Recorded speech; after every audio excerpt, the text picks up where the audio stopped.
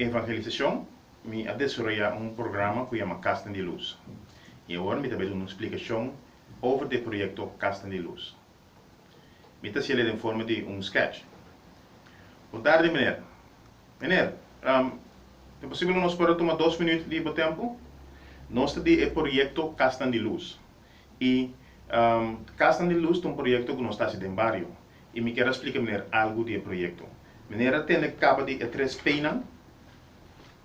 3 peinas, não?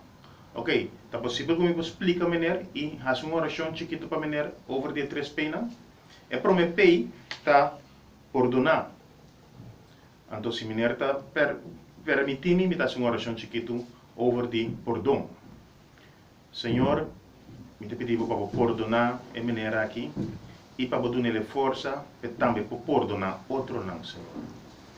De oração nos está de bisa perdonar nos deve, mas coisas nós também está perdonar nos devedor. Dar força para perdonar. E de 2 pei, meneer, está proteção, proteger. E nós temos man aqui e me que sabe que Deus te songa para proteger nós. Me te basta uma oração riba proteção.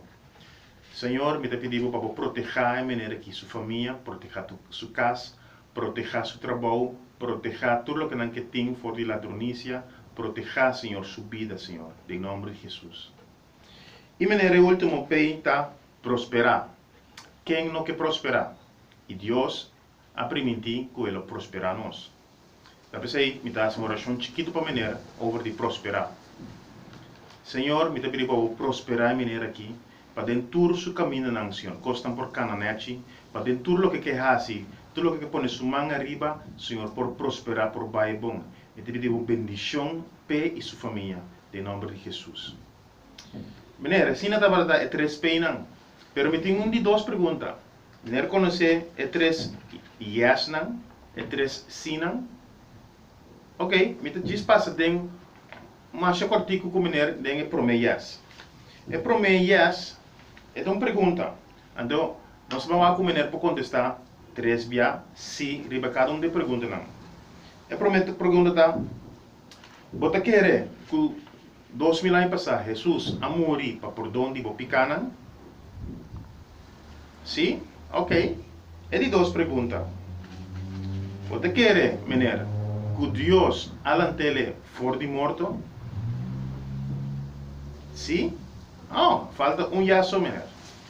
Maneira, você quer por confessar com a boca que Jesus está Senhor?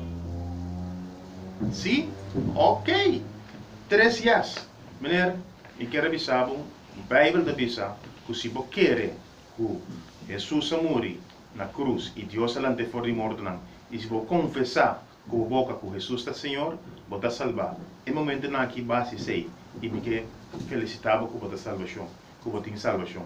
O propósito é que o man aqui e está uma oração para você.